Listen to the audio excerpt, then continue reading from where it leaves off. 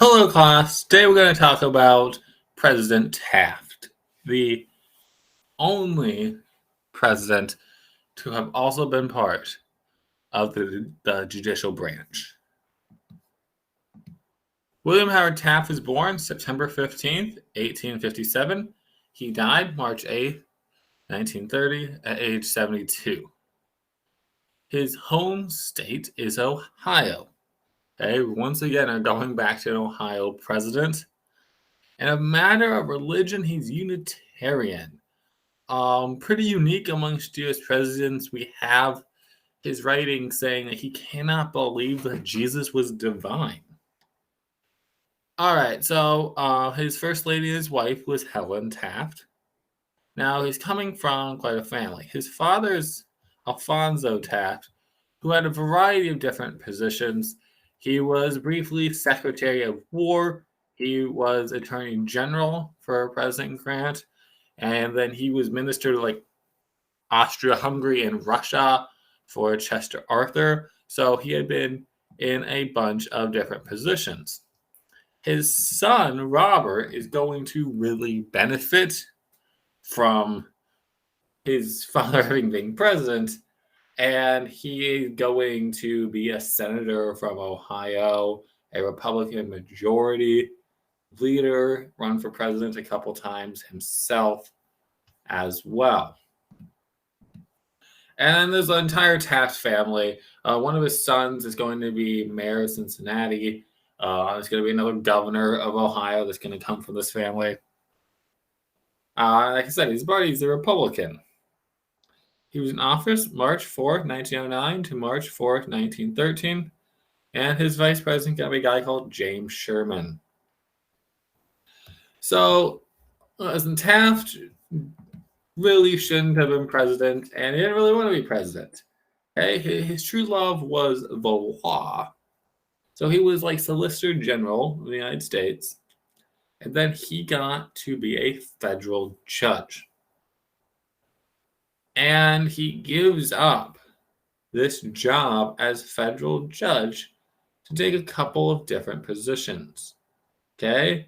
One is he's going to be a governor of the Philippines as a new territory, and then also for a period of time, a provisional governor of Cuba following their independence from Spain.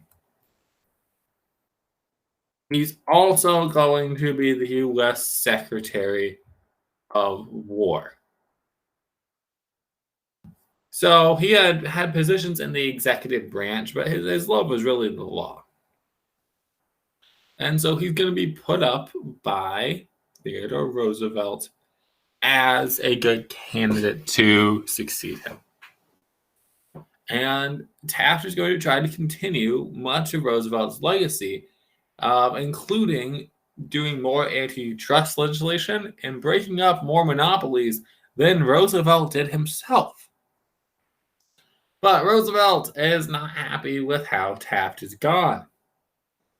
So Roosevelt in 1912 tries to run for the Republican nomination for president.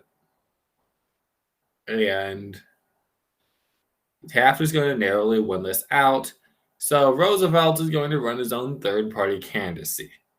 This is going to split the Republican vote between the Republican Party and the Progressive or Bull Moose Party.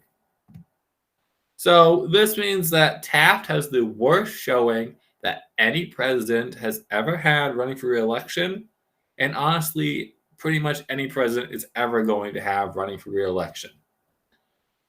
As the vote is split between him and his predecessor, Taft only wins 2 states, Utah and Vermont. And Vermont is going to have a 100-year span of unbroken support for Republican Party candidates. So Taft is one of those. So Taft is tossed out of office. But he's going to get a second attempt. And this part of his life is honestly a larger contribution than his actual presidency. After fellow Republican Warren G. Harding wins the presidency in 1920, he is going to nominate Taft to be Chief Justice of the Supreme Court. So he's the only president that has been on the Supreme Court and been president. He's going to be Chief Justice until 1930, until he is in ill health. And about a month before he dies, he retires, having his handpicked successor, Charles Evan Hughes, as his person to succeed him on the Supreme Court as Chief Justice. So to most people today, Taft is remembered for the made-up story of him getting stuck in the White House bathtub, for him being the heaviest president, or perhaps being the last president to have facial hair.